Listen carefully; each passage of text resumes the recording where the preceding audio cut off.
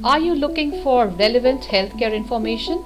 Log on to MediCircle and watch experienced medical professionals talking on common healthcare topics. Stay informed, stay healthy, stay tuned to MediCircle.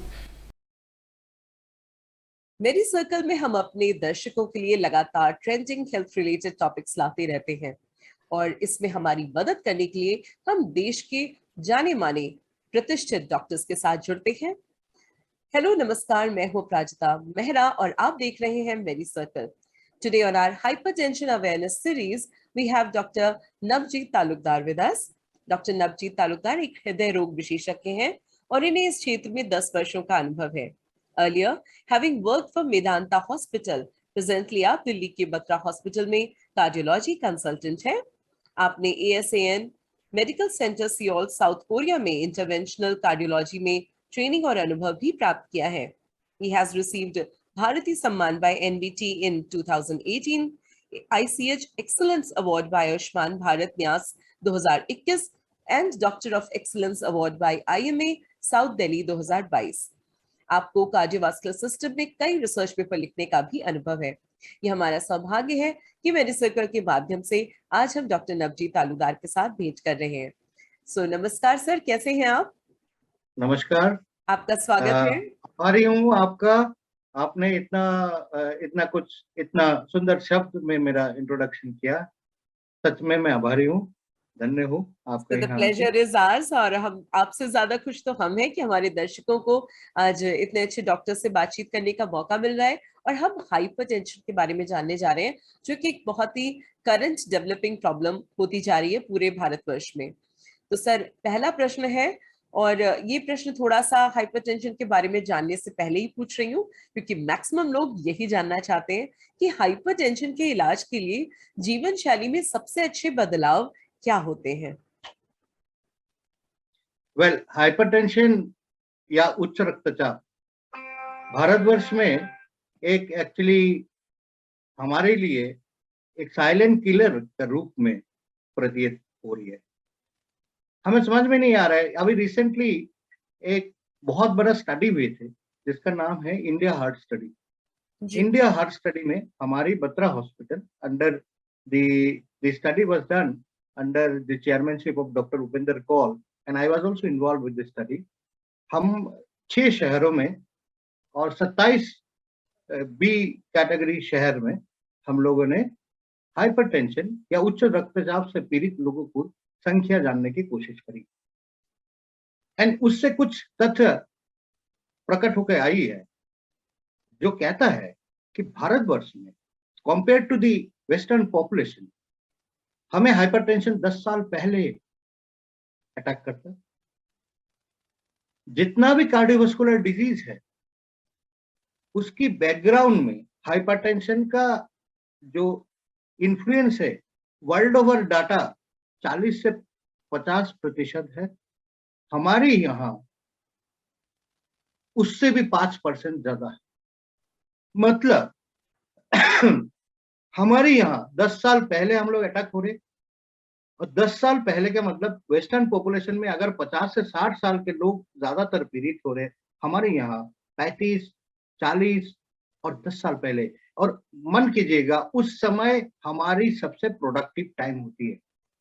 बिल्कुल। उस समय एक आदमी का, एक औरत का सबसे ज्यादा प्रोडक्टिव समय होती है।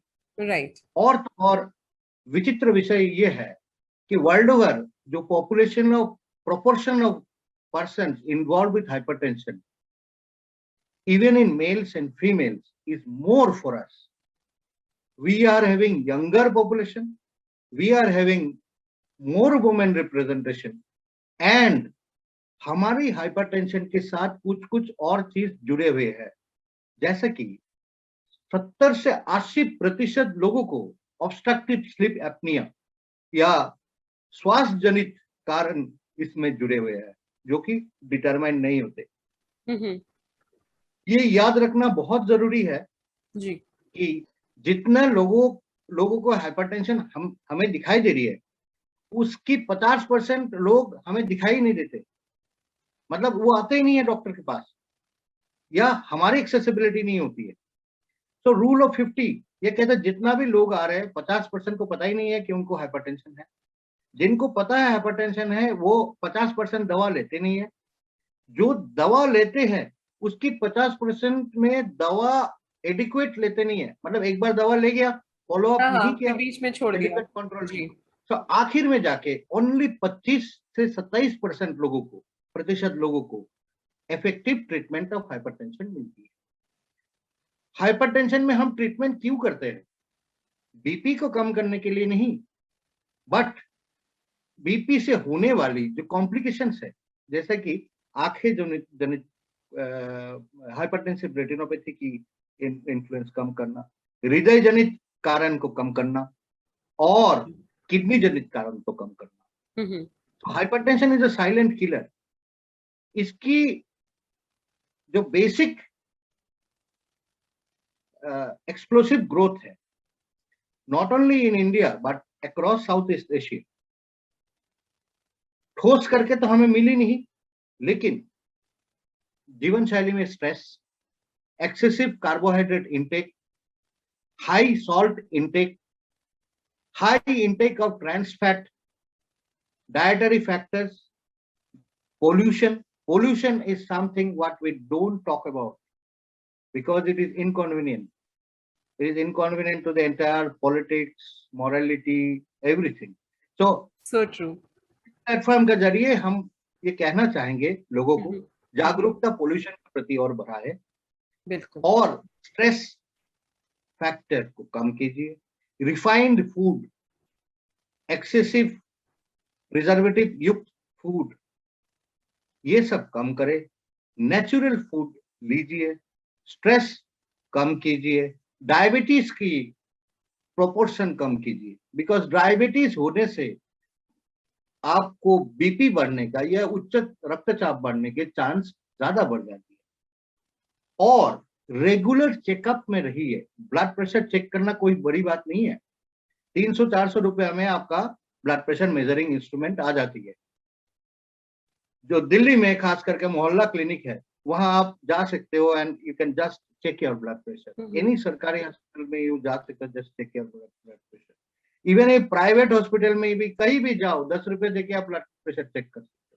मैं पैसे की बात नहीं कर रहा हूँ, एक्चुअली मैं ये बोलना चाह रहा हूँ कि ब्लड प्रेशर चेक करना बहुत, बिल्कुल बिल्कुल, कितना सुलभ है ये, कितना हाँ, आसान है है करना। तो, जी, लेकिन हम ये अपना उसके अपना मन की बाद में कर लेंगे, ये सब करके हम डिले करते जाते हैं। इसके चेक कीजिए। देखिए, चेक करने का मतलब है बहुत अर्ली आप डिटेक्ट कर दो। So whenever you detect things early, you can take steps early. So early detection, reduction of stress, extra awareness about pollution, extra salt कम करना, ट्रांस फैट कम करना, नेचुरल फूड, रेगुलर एक्सरसाइज, ये सब hypertension prevent करने की सारी चीज तो नहीं है, बट 80% चीज को कवर कर। नहीं, बहुत ही अच्छे तरीके से, बहुत ही डिटेल्ड विस्तृत रूप से आपने ये बताया। तो मुझे लगता है कि इस वक्त जितने भी दर्शक हमसे जुड़े हैं और ये जान रहे हैं आज इस बीमारी के बारे में, उनको वाकई काफी क्लैरिटी के साथ आज समझ में आया होगा कि जीवन शैली में कितने महत्वपूर्ण ऐसे हिस्से होते हैं जिनमें आप थोड़ा सा बदलाव करके ऐसी बड़ी बीमारियों से बच सकते हैं। सर, मेरा अगला प्रश्न आपसे है, थोड़ा आपकी के विषय का है, जिसमें आपका स्पेशलाइजेशन है। तो पल्मोनरी हाइपरटेंशन क्या होता है और ये ऑर्डिनरी हाइपरटेंशन से किस तरह से डिफरेंट है? हाँ, बहुत ही अच्छा प्रश्न है। पल्मोनरी हाइपरटेंशन, पल्मोनरी मतलब लंग्स, ओके। तो सिर्फ जो हाइपरटेंशन और बीपी, उच्च रक्तचाप, अगर सिर्फ लंग्स में उत्पन्न हो रही है, उसको पल्मोनरी हाइपरटेंशन कहते हैं। और बाकी हाइपरटेंशन में हम लोग मीन करते हैं जो यूजुअल, जो रक्तचाप जनित चीज है। तो पल्मोनरी हाइपरटेंशन हालांकि खाली फेफड़े को इन्वॉल्व करते हैं। इसकी दो मुख्य कारण, 2 या 6 ग्रुप में एक्चुअली डिवाइड किया जाता है। तो मेनली डिवाइडेड इनटू प्राइमरी और सेकेंडरी। प्राइमरी मतलब जिसका एक्चुअल कॉज मिली नहीं है, इन्वेस्टिगेशन करने के बाद सिर्फ हमें इतना मिली है कि लंग्स जनित रक्तचाप बढ़ा हुआ है। तो जैसा कि हम लोग बाहर की बीपी जो नापते हैं, ब्लड प्रेशर जो रक्तचाप नापते हैं, वो तो इंस्ट्रूमेंट होती है, बट लंग्स के अंदर होता अंदरूनी चीज है, उसको नापने के लिए एग्जैक्ट चीजें हमारे पास है नहीं। हम कैसे करते हैं, उसमें सिम्टम्स देखते हैं, और आजकल सिम्टम बेस्ड इकोकार्डियोग्राफी या अल्ट्रासाउंड ऑफ द हार्ट, उसके जरिए हम उसके बारे में जान कर सकते हैं। और तरीका ये होते हैं कि there are many other things, CT MRI भी कर सकते हैं, बट एक और तरीका होता है कि हम कैथ स्टडी करते हैं। कैथ स्टडी मतलब कैथ लैब में जाके हार्ट की अंदर कैथेटर रख के रक्तचाप, लंग्स के रक्तचाप एडिक्वेट रूप से करते हैं। लेकिन वो उसकी जरूरत बहुत कम प्रतिशत में पड़ती है, ज्यादातर हम एको से ही डिफाइन कर पाते हैं। ठीक है, तो pulmonary hypertension can be essential और primary and it can be secondary. Secondary में सबसे इंपॉर्टेंट ये है कि ये सीओपीडी या क्रॉनिक ऑब्स्ट्रक्टिव पल्मोनरी डिजीज के साथ जुड़े हुए होते हैं। खास करके कोविड का टाइम में हम लोगों ने देखा कि pulmonary hypertension can be generated in Covid patients, because Covid में छोटे छोटे क्लॉट्स बन जाते हैं जी। ये थ्रोम्बोएम्बोलिक, इसको कहते हैं थ्रोम्बोएम्बोलिक पल्मोनरी हाइपरटेंशन। ऐसा करके 4-5 ग्रुप है, कॉन्जेनाइटल हार्ट डिजीज, कुछ कुछ जो जन्मजात लोगों के साथ भी पल्मोनरी हाइपरटेंशन होती है। जी बिल्कुल। बट बेसिकली इन कोविड के समय पर ये वाला हाँ बहुत ज्यादा न्यूज में रहा था। फेफड़े जनित हो सकती है।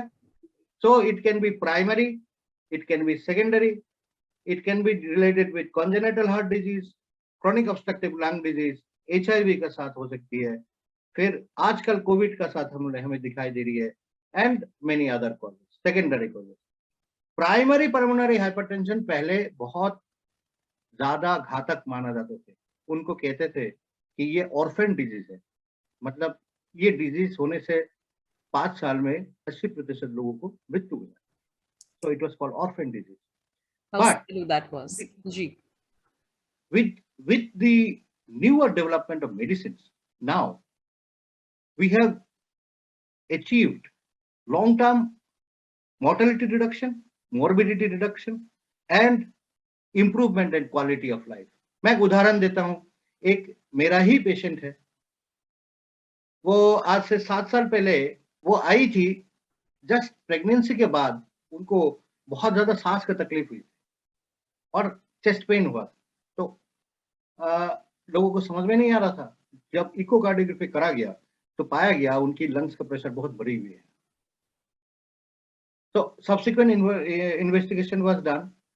All the secondary causes were ruled out, and it was found that कोई particular cause नहीं है, ये primary pulmonary hypertension है.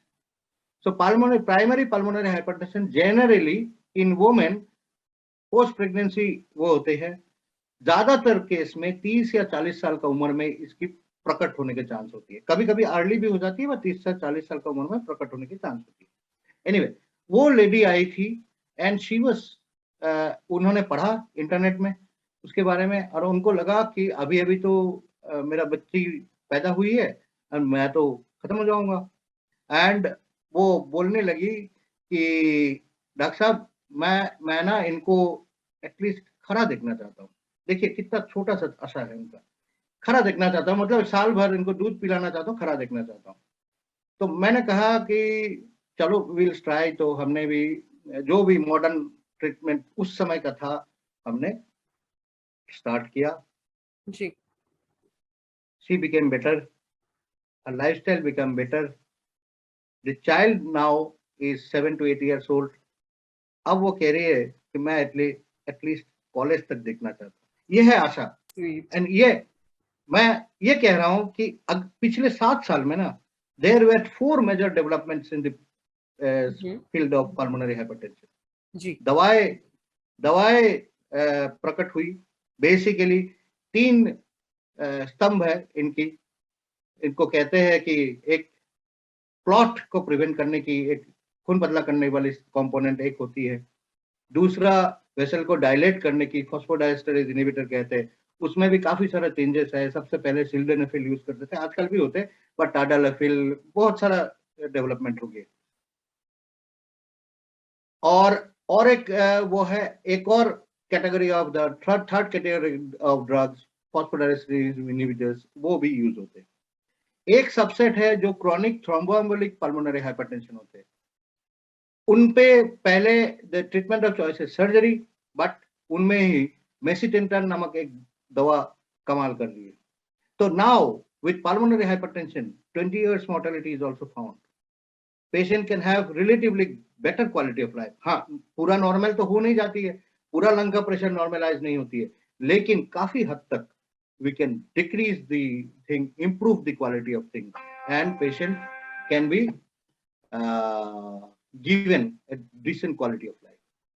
चलिए, ये कितनी ज्यादा अच्छी खबर है और इतनी अच्छी बात आपने इतने अच्छे उदाहरण के साथ बताई है कि हमारे सभी दर्शकों को जिनको जरा भी उच्च रक्तचाप की समस्या है या इससे जुड़े हुए कोई भी कोमॉर्बिडिटीज है, तो उनको इस वक्त कितना होप मिल रहा होगा कि इतना एडवांसमेंट हो गया है मेडिसिन के क्षेत्र में कि अब बहुत सारी जो बड़ी बीमारियां जिनको पहले आपने कितना, मतलब मैं सुन करके ही अवाक थी कि ऐसी बात आपने कही कि ऑर्फन डिजीज, मतलब आप मतलब इस बीमारी में बच्चे उनके ऑर्फन हो जाएंगे, ऐसी स्थिति जिस बीमारी में हो उसमें अब उसमें इतनी लॉन्जेविटी गारंटी की जा रही है। तो आई एम श्योर ये सब हमारे इतने बड़े बड़े डॉक्टर्स और इस क्षेत्र में जितना काम हुआ है उसके कारण ही ये संभव हुआ है। तो सर, एक और प्रश्न है जो बहुत देर से मैं सोच रही थी आपसे पूछूं। हाइपरटेंशन में एक बीटा ब्लॉकर्स की कुछ बात की जाती है, इसका क्या रोल होता है? अगर आप इस पे थोड़ी लाइट डालें तो बहुत अच्छा लगेगा। देखिए, हाइपरटेंशन जब ट्रीटमेंट शुरू हुई, हाँ एक उदाहरण देता हूँ, महात्मा गांधी जी को हाइपरटेंशन थी। गांधी जी का मृत्यु हाइपरटेंशन से हुई नहीं थी, कुछ और कारण से हुई थी। उस समय उनको ट्रीटमेंट करने की ठोस दवा कोई नहीं थी। तो एक समय हाइपरटेंशन का ट्रीटमेंट सिर्फ शहद और आराम करके होती थी, शहद खिलाते थे। उससे आया नया दवा 60s में स्टार्ट हुआ, रिजर्पिन, उससे स्टार्ट हुआ। धीरे धीरे beta blockers, calcium channel blockers, AC inhibitors, different kinds of 6-7 category of medicine आया। और उससे पहले डायरेटिक आए थे, diuretic in fact was the first, और धीरे धीरे ये ग्रो किया। So beta blockers one of the second और थर्ड इंट्रोडक्शन थे, बट पहले का बीटा ब्लॉकर्स और थे, अभी काफी बीटा ब्लॉकर्स मॉडिफाइड हो गए। तो एक जमाना था जब बीटा ब्लॉकर सबसे पहले ट्रीटमेंट के लिए दिया जाता था। बीटा ब्लॉकर इसलिए दिया जाता था, बीटा ब्लॉकर क्या करते हैं कि हाइपरटेंशन में दो चीज बहुत इंपॉर्टेंट, काफी सारा पैथोफिजियोलॉजी है, बट दो चीज का इन्फ्लुएंस बहुत ज्यादा है। एक है इफेक्टिव सर्कुलेटरी वॉल्यूम, मतलब रक्त के वॉल्यूम बढ़ गए इसलिए चाप बढ़ गया, वो एक कंपोनेंट है। और दूसरा हमारी हार्ट की sympathetic nervous system over activity. Sympathetic nervous system over activity से भी होती है। अब बीटा ब्लॉकर क्या करते हैं, ये sympathetic nervous system over activity को लगाम खींचती है, मतलब घोड़ा बहुत तेज भाग रहा है, हार्ट रेट तेज हो रहा है, एंड उस पर लगाम खींचने के लिए बीटा ब्लॉकर का प्रयोग होते थे। तो पहले beta blocker first line of medicine थे। अब 6-7 साल पहले एक स्टडी में देखा गया कि खाली beta blocker first line of treatment अगर स्टार्ट करते हैं तो इंसिडेंट डायबिटीज की मात्रा बढ़ जाती है और स्ट्रोक थोड़ा सा बढ़ जाती है। इसको कहते थे नेटवर्क मेटा एनालिसिस। काफी सारा ट्रायल लेके ये मेटा एनालिसिस करके निकाला गया। उसकी बाद से बीटा ब्लॉकर का इंपॉर्टेंस फर्स्ट लाइन मेडिसिन में नहीं रहा, लेकिन सेकेंड लाइन मेडिसिन में आ गया। अच्छा, इसमें एक चीज जानना बहुत अनिवार्य है दर्शकों के लिए कि इंडिया हार्ट स्टडी में ये दिखाया गया कि हमारे भारतवर्ष में जो हाइपरटेंशन होती है, हमारी average heart beat world over data से 10 बीट ज्यादा है। World over average heart beat is 70 per minute, India में मोर देन 80 पर मिनट। और जितना हार्ट बीट ज्यादा, मोर देन जितना हार्ट रेट ज्यादा होगा उतना मॉर्टेलिटी एंड मॉर्बिडिटी का ऊपर असर होती है। तो फॉर एवरेज हाइपरटेंशन हमारी proportion of increase sympathetic over activity और increase heart rate is more. So India में बीटा ब्लॉकर का यूज अभी भी जायज है, लेकिन beta blocker is definitely not the first line of treatment. जिस पेशेंट में सपोज हार्ट रेट बहुत तेज है, उसमें बीटा ब्लॉकर हम लोग यूज करते हैं अनटिल एंड अनलेस कॉन्ट्राइंडिकेशन है। और एक कंडीशन में बीटा ब्लॉकर आपको यूज करना ही करना है, जब जब कोरोनरी आर्टरी डिजीज होती है, मतलब हार्ट की ब्लड वेसल में कोई ब्लॉकेजेस है, एंजियोप्लास्टी हुआ है, कुछ ब्लॉकेजेस है, कुछ प्रॉब्लम है, तो beta blocker use is must. Alright, very well explain there sir. आपने बहुत ही अच्छे से हमें मतलब मुझे तो लगता है कि नॉन मेडिको भी जितने भी लोग आपको सुन रहे हैं, एक्चुअली जो दर्शकों में लोग बैठे हैं, जो साधारण एक परेशान बीमारी से ग्रसित व्यक्ति होता है, उसको भी समझ में आ रहा है एक्चुअली कि इस बीमारी को कैसे आप लोग डील करते हैं। सर, इसी के साथ मैं अपने इंटरव्यू के अंतिम प्रश्न की ओर आ चुकी हूँ, और मैं आपसे पहले जानना चाहूंगी कि हाइपरटेंशन में हमें किन चीजों से बचना चाहिए, और उसके बाद प्रिवेंटिव मेजर के तौर पे किन चीजों को करना चाहिए। ये एक अंतिम प्रश्न आपसे रहेगा, जिसमें आप अपने संदेश के साथ विदा ले सकते हैं। तो प्लीज इसके बारे में कुछ हमें बताइए। ओके, सो जो आमतौर पे प्रिवेंशन के बातें किया जाता है, always it is been preferred कि स्मोकिंग करने से हार्ट रेट बढ़ जाती है, रक्तचाप बढ़ते हैं, ये होते हैं, these are all discuss. Alcohol is also discussed. Actually, role of alcohol is plus minus. Like low dose may alcohol might be better for heart disease control. But what is low dose we don't know. और ये भी देखा गया कि for Indians हमारी alcohol metabolize करने की क्षमता इंटरनेशनल पेशेंट से कम होती है जी। तो जो शराब को ना पी रहे हैं वो दोबारा शुरू ना करे, जो जिसको पसंद है जिसको वो करे वो मॉडरेशन में करे और अति मात्रा में ना करे। तो smoking, alcohol is gone. Then come exercise. Exercise में भी ये देखना चाहिए एरोबिक एक्सरसाइज और आइसोटोनिक एक्सरसाइज, जैसे कि दौड़ना, भागना, साइकिल चलाना, स्विमिंग करना, ये सब ज्यादा फायदेमंद है। ऑलरेडी हाइपरटेंशन होने पे लोहे उठाना या वेट रेस करना, आइसोमेट्रिक एक्सरसाइज जहां मसल का कॉन्ट्रैक्शन ज्यादा होती है, वो रक्तचाप में एडवर्स प्रक्रिया डाल सकती है। ऑलराइट, तो वो सब आपको देखना है जी। और तो और अधिक नमक युक्त खाद्य, stored food which is rich in trans fats, वो आपको अवॉइड करना चाहिए। High proportion of carbohydrate, actually India में हमारी डाइट में हाई मात्रा में कार्बोहाइड्रेट खाते हैं। Good fats are good for you. Actually देसी घी, मक्खन, ये एक्चुअली आपके लिए अच्छा है। What is not good is हम लोग क्या करते हैं, 6 रोटी का साथ थोड़ा सा तरी लेके उसमें डुबो के खा लिए, सूखी रोटी। तो हो क्या रहा है, आपका proportion of carbohydrate is more. आप 2 रोटी खाइए, सूखी ना खाइए, चुबर करके खाइए। अच्छी परिमाण में दाल वगैरह, प्रोटीन वगैरह, दही, मक्खन, ये सब लीजिए। हरी पत्तेदार सब्जी खाइए, वो जरूरी है। एडिक्वेट फ्लूइड लीजिए। नमक की मात्रा कम कीजिए, एक्स्ट्रा नमक उसमें लीजिए मत। बाजार का स्टोर्ड फूड, अचार वगैरह का भी प्रयोग करने से उसका कम करें। खास करके किडनी डिजीज होने पे खास ध्यान रखें, वो डिजीज है। ये सब स्टैंडर्ड प्रिवेंटिव मेजर्स है।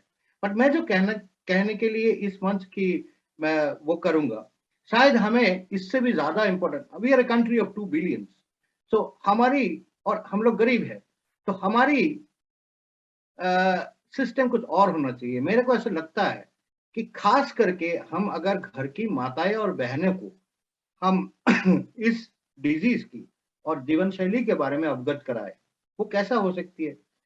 जो मदर्स है और स्कूल में जो चिल्ड्रन है, जो टीचर का बात सुनेंगे, उस लेवल पे हमें इनको सिखाना है।